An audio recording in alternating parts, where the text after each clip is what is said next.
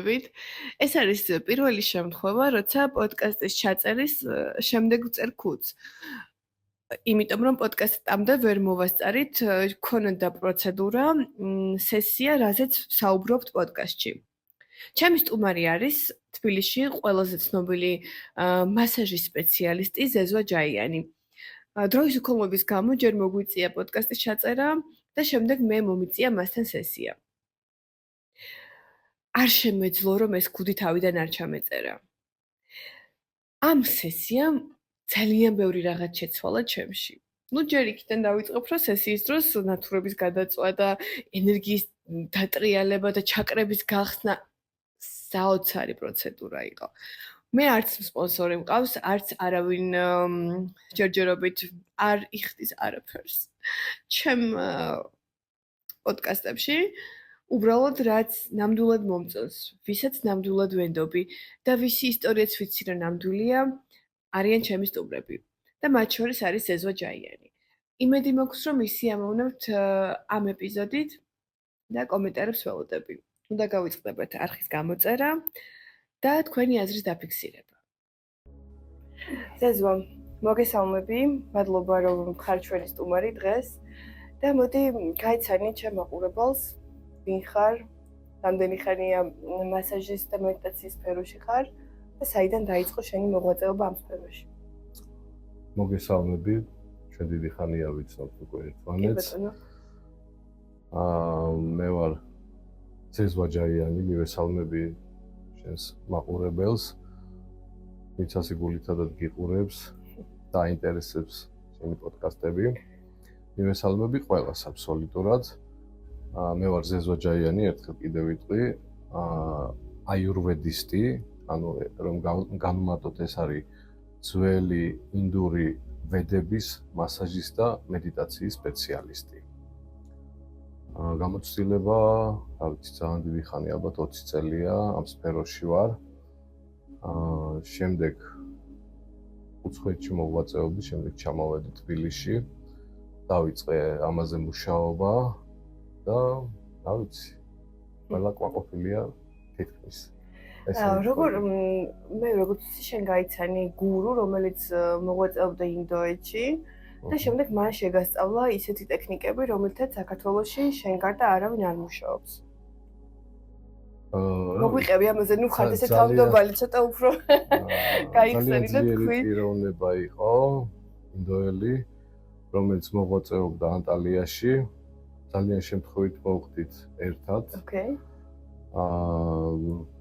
ჯერ დიდათ არ მაინტერესებდა სიმართლე გითხრა, არც მასაჟის სფერო, უფრო მედიტაცია მიტაცებდა რა მაგ დროისთვის და იყო შანსი რომ დამეწყო სწავლა ამის.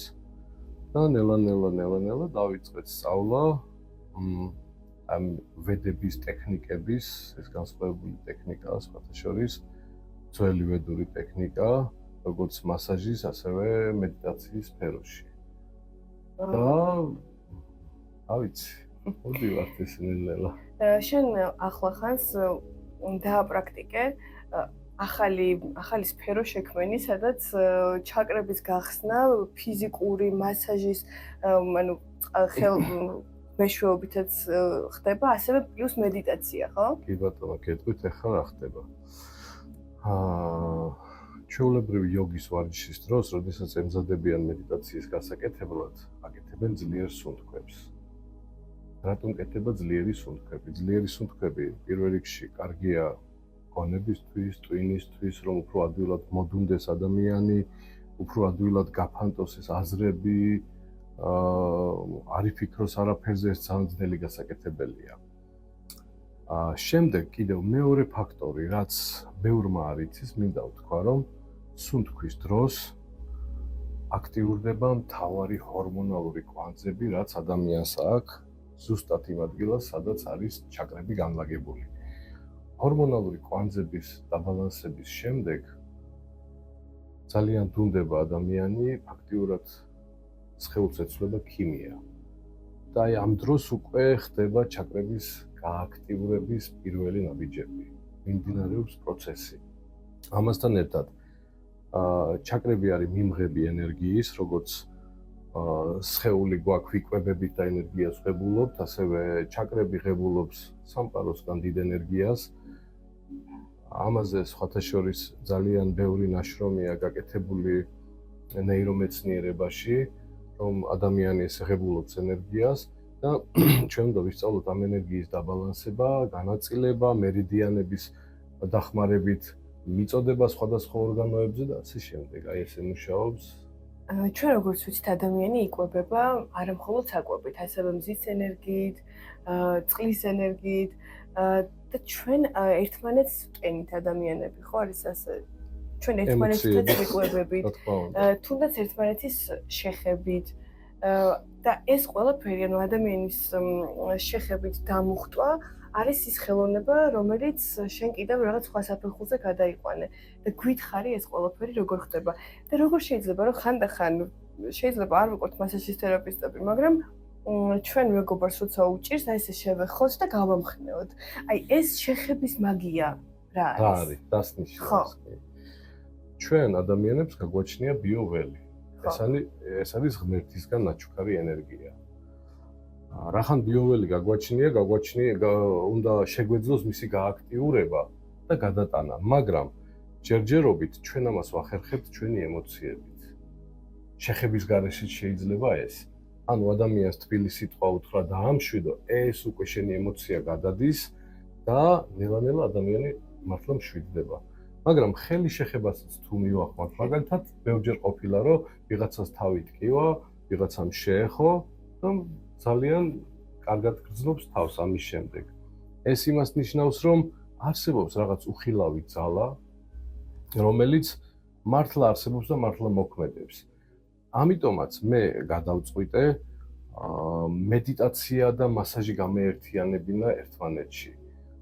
თან აი მედიტაცია მიმდინარეობს ამ პროცესში, აი სიტყვების ყველაფერი რაც ვიზუალიზაციას ეხება მედიტაციის დროს რომ აუხსნა ყველამ შეიძლება არ იცოდეს ეს ყველაზე დიდი მნიშვნელობა აქვს კონცენტრაციას მედიტაციის დროს და ვიზუალიზაციას. თუ ვიზუალიზაციით კონცენტრირებას გადავიტანთ რაღაც სხვა რამეზე, მედიტაციის პროცესი გამოგვივა უფრო ხარისხიანი, იმიტომ რომ პირველი ეტაპი ეს არის. სანამ ჩვენ სრულ მედიტირებას დავიწყებთ და რომ ამბობენ გავდივარ და გამოვდივარ, აი ამ პროცესში რომ შევიდეთ, ეს იმას ნიშნავს, რომ ჯერ კონცენტრაცია უნდა გავაკეთოთ ჩვენ შინაგან სამყაროზე. გავეცნოთ შინაგან მოგზაურობას, თუ რა შეუძლია ადამიანს შიგნით რა შეუძლია, თვითონ გონების ძალით რა შეუძლია გააკეთოს და აი ამის შემდეგ უკვე ისეთი პროცესები მიმდინარეობს, რომ აი ჩვეულებრივად შეიძლება დაიწყოს მედიტირება, მაგრამ ამასთან ერთად პირველად მთავარია ვიცოდეთ თეორია. იმიტომ რომ თეორია თუ არ ვიცით, თქოთ არ ვიცით ჩაკრების მოძრაობა, მოქმედება როგორ ხდება, მერიდიანი როგორ აწვდის ენერგიას სხეულს, როგორ მივიღებთ ენერგიას, თუ ეს არ ვიცით, ჩვენ რაც არ უნდა მედიტაცია ვცადოთ არ გამოგვივა და ბევრისგან გულდაწყვეტილი მსმენია რომ აი ვზივარ და არ გამომდის. ყველაზე მეტად ადამიანებს მედიტაციის დროს უჭირთ ფიქრების გაჩერება. და მე მგონია რომ მასაჟი ზუსტად ის არის რომ აბრუნებს თავის სხეულში, აჩერებს ფიქრებს და შემდეგ ხდება გასვლა, ასე ვთქვათ. აი მე ვახსენეთ ახლა კონცენტრაცია. ხო. ეს არის ყველაზე რთული პროცესი, რომ კონცენტრირდე რაღაცაზე. მაგრამ მასაჟს აქვს ერთი პლუსი, რელაქსაცია, სრული რელაქსაცია თუ სწორად კეთდება. აქ არ უნდა იყოს მხოლოდ ზეთის წასმის პროცესი, აქ არ უნდა იყოს ისეთი შეხება, რომ ადამიანმა დისკომფორტი იგრძნოს, აქ უნდა იყოს ცოტა ღრმა მასაჟი, არამსუბუქი, არამედ ძლიერი, ცოტა შეიძლება რომ ოდნავ ტკივილიც გქონდეს, იმიტომ რომ კონცენტრაცია გადადის ამ მოძრაობაზე და შემდეგ უკვე ხელს რო აუშვებ, ადამიანს ეშვება ეს, ანუ ფიზიკურად ესე ხდება. ეშვება და ტკივილი ან ეს შეხება არის ერთ-ერთი პრიორიტეტული მოძრაობა, რომ ადამიანმა შეაჩეროს ფიქრები. იმიტომ რომ ეს ქიმიურად ესე ხდება საერთოდ, რაღაცას რო გაცდება ადამიანი, ამ დროს იწყებს ახალ ეტაპს, მაგრამ სანამ ახალ ეტაპს დაიწყებს ფიქრის, მანამდე მოდუნებულია. ეს აჩერებს მის გონებას. შემდეგ სიამოვნებაც არის მან, თქვათ, შერეული ერთმანეთში მთლიან ქაოსს იწვევს ეს ყველაფერი და ქაოსის შემდეგ ლაგდება ადამიანის სხეული. ლაგდება თან ვეუბნები ვიზუალიზაციის გაკეთებას, აი ამაზეც გადააქვს კონცენტრაცია და საბოლოო ჯამში გამოდის რომ მთლიანი ქიმია იცვლება ადამიანის სხეულში და რომ დგება ხედავს რომ არც პრობლემა აქვს მოსაგვარებელი, არც არაფერი სანერვიულო აღარ აქვს და შემდეგ რა ხდება იცით? მეორე დღეს მეუბნებიან მესამე დღეს რომ აი მინდოდა ნერვიულობა და ვერ ნერვიულობდი. ვაცნობიერებდი რომ რაღაც მაქვს სანერვიულო, მაგრამ არ შემეძლო ნერვიულობა. ეს უკვე მიღწევაა. გამოცდილებაში გქონია რამ ისეთი შემთხვევა, რომელმაც შოკში ჩაგაგდო, აი ვიღაც ისეთი მკურნალობის მეთოდი თუ ყოფილა ბიბლისთვის, ან მანიფესტაციის, აი უთქვამს, რომ შენთან მასაჟის და მედიტაციის შემდეგ ჩემ ცხოვრებაში ეს ვერ იწყებოდა და დაიწყო. კი, ყოფილა ეგეთი რამე. მომზადებული ვარ ამ პრაქტიკისთვის, არ ვამბობ რომ დილეტანტურად ვიქცევი და ადამიანებზე გავდივარ პრაქტიკას, ვიცი ტექნიკა, უბრალოდ ვარჩევ ამ ტექნიკის მიხედვით ვის რა მოერგება. ზოგს, ანუ უმეტეს შემთხვევაში აქვს ადამიანს დიდი შიში, თქვათ. აი ამ შიშის აღმოფხვრა მისი გონებიდან ძალიან ძნელი მომენტია და მქონია რომ აი ადამიანი ვთქვათ ხედავს რაღაც სიზმარს ყოველ კვირაში ერთხელ მაინც რა, ერთი და იგივე სიზმარს, რომ რაღაც ხდება მის ცხოვრებაში, რაღაც ხდება და ყოფილა ისეთი მომენტი, რომ მოსულა ჩემთან და ანუ უნდა ვცადო. და არ მინდა ქედმაღალად ჩავთვალოს ვინმემ და ერთ პროცედურაზე დამთავრებულა ყველაფერი. მართლა? კი, ყოფილა ესეთი რამეებიც. შენ ბიოველებიც გაქვს ხო ხელზე? ეს ყველას გვაქვს. ყველას გვაქვს ბიოველები. არ ვიცოდი რა რანაირად ყველას გითხარი. ან ადამიანი ენერგიისგან შედგება, გააჩნია ვინ როგორ რას აკეთებს ამისთვის და როგორ ააქტიურებს მას ყოველდღიურ ცხოვრებაში. ბიოველის გააქტიურება ხდება სიკეთით. ყოველდღე გააკეთე ერთი სიკეთე და ის ენერგია ბონუსად მოგეცემა სამყაროსგან. და მე თუ გინდა შეგიძლია ეს ენერგია უბრალოდ კონცენტრაციით გადმოიტანო ხელებზე, ხო? არა, თავისით გადმოდის ყველაფერი. ჩვენი საზრუნავი არაფერი არ არის, ისეთი პროგრამაა ჩვენს დაწერილი, რომ ყველაფერი ხდება ისე, როგორც საჭიროა. ყველა მასაჟისტი მკურნალია? გონებით თუ ნორმალურია კი. თავარია რა უდევს აქ. როგორც სხვა პროფესიები რო იძახიან, რომ აი ეს იყო ჩემთვის ამისთვის დავიბადე. ესე შეიძლება იყოს მასაჟიც? ამისთვის დავიბადეთ მისიას ამბობს. ხო, ჩემი პოდკასტების მიზანი არის მომავლის მე ასე ქვია და ადამიანები გვიყურება, თქვა ვისაც უნდა რომ გახდეს მომავალი მასაჟისტი, ან ასე მსგავსენ მედიტაციის სპეციალისტი. რას ეტყოდიან, რა თვისებები უნდა გქონდეს, როგორი უნდა იყოს? ეს სულიად მკურნალი უნდა იყოს? არა, ეგრე არ არის. მე აღმოვაჩინე შემდეგ. აი საერთოდ ვერ მივიღე პირველად რომ მითხრეს რომ თქვა უნდა ისწავლო თუ გინდა, მაგარი შანსია რომ ისწავლო. ნუ ახლა ამას ერთოდა ის რომ სამედიცინო განათლებაც მაქვს და ცოტა ახლოს ვიყავი სხეულთან. მაგრამ შემდეგ რომ დავიწყე მედიტაციაზე და უფრო მასაჟზე ეს შესწავლები მივხვდი რომ ნუ სამედიცინო სხვა მიმართულებაა უფრო ვიდრე მასაჟი. ანუ მასაჟს თავისი სამედიცინო მიმართულება აქვს. ისე აწყობილი და მე რას ვეტყოდი იცი ადამიანს მე მგონი ისეთი მისია არ აქვს სამყაროსგან დაკისრებული რომ იცოდეს და დაიწყოს კეთება. არა, იმან უნდა აღმოაჩინოს აი ამ ცხოვრებისეულ პროცესში, რაც მასზეა მორგებული უფრო და იმან უნდა აღმოაჩინოს თავისი თავი პირველ რიგში და აი ზუსტად მედიტაცია მაგაში ეხმარება, რომ როდესაც მოდუნდები ყველაფერს გაფანტავ შენში, აი მაშინ იწყება შენი ეგოს ჩახშობა და იწყება შენი უძლიერესი მესთან მიერთების პროცესი, ეს ყველაზე მაგარი რამეა. ესე მაგარი რამით არ ითმება. მაგარი რამეა. ადამიანები შეგრძნებაა რა უბრალოდ. ხო, ხშირად ეძახიან ჩვენ ზემეს, ზოგი იძახის რომ ეს არის ღმერთი, ზოგი იძახის სხვისთვის რაღაცისთვის ბუდა, ეს ზემე. შენთვის რა არის ზემე? ზემე არის ღმერთთან მიერთების პროცესი. იმ დიდ ენერგიასთან, რაც არის ჩვენი შემქმნელი. კოლექტიური არაცნობიერი. თუ გინდა ღმერთთან ახლოს იყო, ჯერ შენი თავის უნდა გწამდეს. მე უნდა იყო მშვიდი, უნდა იყო კეთილი და ასე შემდეგ. და აი შემდეგ იფიქრო ამ ეგოს ჩახშობაზე, რომ ოღონდ მე არ მინდა ვთქვა, რომ ეგო ცუდია. ხო, ჯანსაღი ეგო მე მგონი არ არის. კი, ჯანსაღი ეგო, მართალი ხართ, ეხმარება ადამიანს წინსვლაში. ხო. მაგრამ ისეც არ უნდა გავხადოთ, რომ მასზე ვიყოთ დამოკიდებული. ანუ ყველაფერი როგორ იტყვიან, ფანატიზმის გარეშე. ხო, ყველაფერი ფანატიზმის გარეშე. კარგი სლენგია.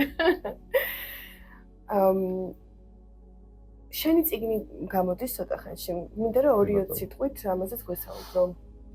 წიგნი სახელწოდებით გონების კოდი. აქ არის თეორიული საკითხები მედიტაციის შესწავლის. რითი უნდა დაიწყოს ადამიანმა, რა უნდა იცოდეს პირველ რიგში, რომ თეორია, ანუ რა არის მედიტაცია საერთოდ, რისთვის გჭირდება, ან საერთოდ გჭირდება, შეიძლება ისედაც 7 ვარ. ისედაც მოგვარებული მაქვს ყველაფერი ხა ძალიან ნაკლებად ხდება ეგრე. მაგრამ ანუ რითი უნდა დავიწყოთ ამის შესწავლა, იქ სულ თქვა იქნება თუ აზრების კონცენტრაცია, კიდევ ერთხელ გამარტავ, ვიზუალიზაცია, რა ვიცი რა, ბევრი რამეა, მანდ ამბიდექსტრულობა, ანუ ეს სავარჯიშოებია, რომელიც ტვინს აფეთქებს, ასე ვთქვა რა. და ჩვენ გვექნება საშუალება ეს ყველაფერი წავიკითხოთ ქართველი ავტორისგან ქართულად, იმიტომ რომ ამ თემაზე არ არის ბევრი წიგნები, ხო, როგორც ვიცი, ქართველი ავტორების. ქართველი ავტორების სიმართლე გითხრა შეიძლება არც ვარ გარკვეული, მაგრამ არც მინახავს დაინტერესებული ვიყავი ყოველთვის რას წერდნენ, მაგრამ არ ვიცი. როდის მოვიდა შენი წიგნის დაწერის განწყობა, რაც პანდემიის პერიოდიდან რაღაცებს წერ. აი ეს რო ჩავიკეტეთ, მაშინ იყო რომ რაღაც იდეები მომდიოდა და მე ვთქვი ავტომატს არა თუ მე ვიცი, ისწავლოს ხომაც. ეს არის ჭეშმარიტება, როცა შენ სწავლას აზიარებ ადამიანებში. მე არ ვარ წინააღმდეგი. ყველას თავისი მიმართულება აქვს და ამ პროცესში ვინმეს ის არ არის, რა ქვია, რას ძახია. თან კონკურენტი. კონკურენტი, ხო. ანუ აქ არ არსებობს კონკურენცია, აქ შენი მიმართულება გაქვს, იმას თავისი მიმართულება აქვს და რა ვიცი, სულიერად თუ ბევრი გაძლიერდება, მე ვფიქრობ, რომ უფრო დიდ ენერგიას და უკეთეს ენერგიას გავუშვებ სამყაროში. შენ ასევე ხარ მანიფესტაციის სპეციალისტიც.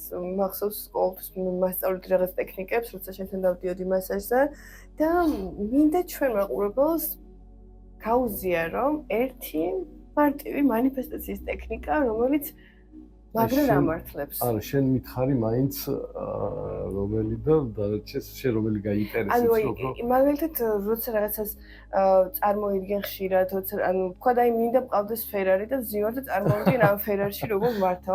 ან ვწერ 10 ჯერ დღეში, რომ მაგალითად გეუბნები რა. ანუ რაღაც გინდა ხო? ხო. სხვათა შორის აი ვიზუალიზაციაზე რა თქმა უნდა. ამ წიგნში კარგად მაქვს განმარტებული არარეალური ოცნების ასრულების რეალური გზა. აი მანდ ვარ ზუსტად. ეგ მაინტერესებს. ზუსტად ვიცოდი რომ მაგას ვეთქოდი რომ აი ეს რაღაც ყველას აქვს ეს რა. კი ბატონო. მაგრამ არსებობს მე მინდა ვთქვა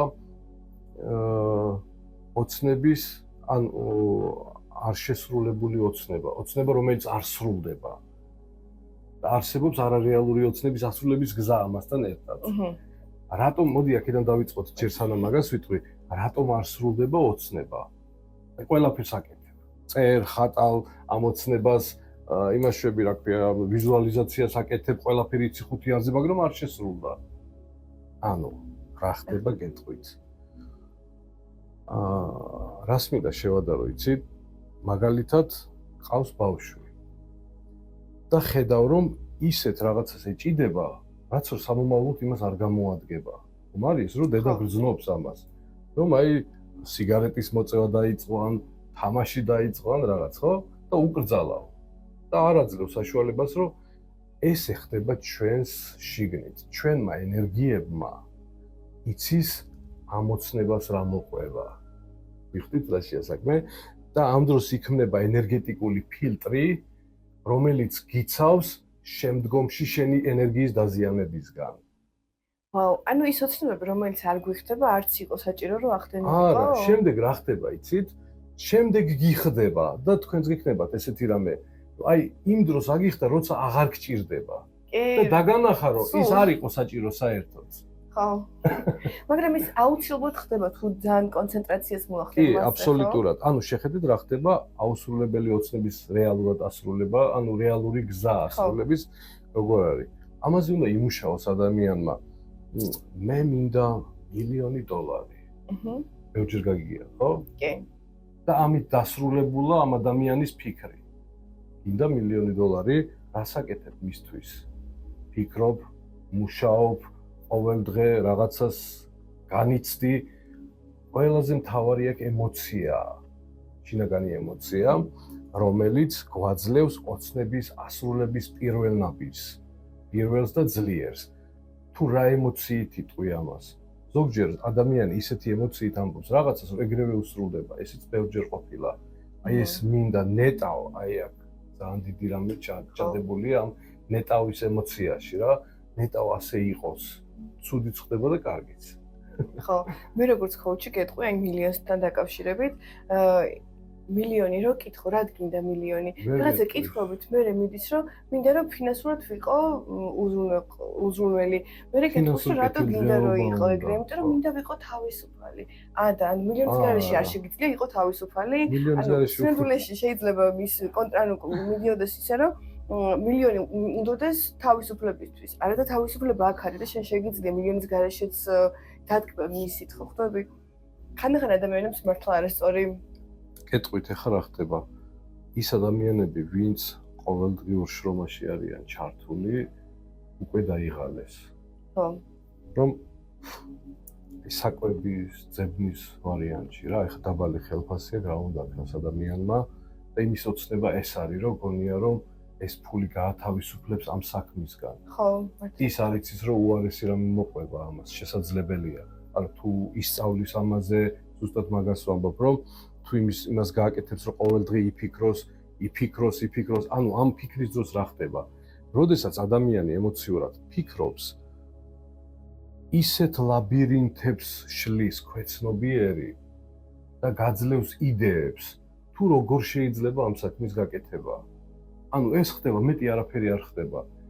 გააძლევს შენი ქვეცნობიერი მაგის წვდომას, გახვედრებს ხალხს, საჭირო ხალხს. ეს ჩემი პრაქტიკიდან მაქვს გამოცდილი. ძალიან ბევრი ხალხი ხდება და ამ თემაზე თვითონ იწყებს შენთან საუბარს, აღარ გიწევს ამაზე დაღლა. თავარია სწორად შესთავაზო რა გინდა და რას აკეთებ. მაგალითად, ერთი რაღაც მინდა აღვნიშნო ჩემი პრაქტიკიდან. ესეთი ტექნოლოგიური რაღაცები გვაქვს. მეცნიერების გუნდთან მაქვს კავშირი, ტექნოლოგიებს ვაკეთებთ და 2 წლის განმავლობაში მეც მედიტირები, რომ გამეკეთებინა პროექტი, ხო? მივედი იმ დონეზე და სადღაც, ანუ წერილებით და იმით და ამით რომ გადავხედე, დაფინანსებაზე 300-ზე მეტ კაცს ჰქონდა უარი ნათქვამი ჩემზე. მაგრამ არ უნდა დავარდე. იცოდე რომ ყველაფერი გამოდის.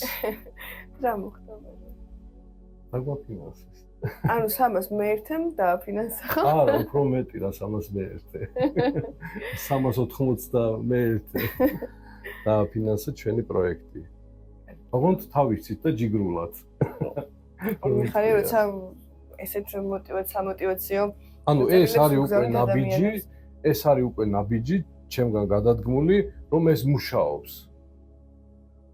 პრაქტიკაში დამტკიცებული ნაბიჯი რა. კიდევ ბევრი რამე მაქვს პროგრამაში. მანიფესტაციის ტექნიკა მაინც არ გითხოვთ. შეხედეთ რა ხდება. უბრალოდ დავჯდეთ. ხო. მედიტაციის ვარიანტში.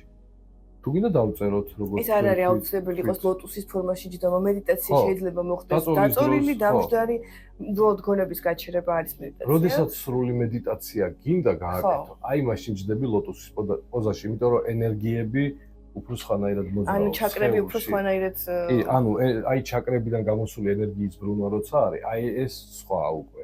გასაგებია. და როდესაც ჩვეულებრივად გვინდა რაღაცაზე ვიფიქროთ, მოვიზიდოთ, მივიღოთ როგორ ენა ეგ არ ვიცოდი საინტერესო ანუ ჩაკრების გასააქტიურებლად ხდება ლოტოსის ფორმაში დაჯდომა ღრმა მედიტაციისთვის. როდესაც უკვე პროფესიონალი ხარ, მანამდე არა. კაი. და ვიფიქროთ, ანუ ბევრი უნდა ვიფიქროთ რა, რაც გვინდა. დავწეროთ რაც გვინდა და რას ვაკეთებთ ამისთვის.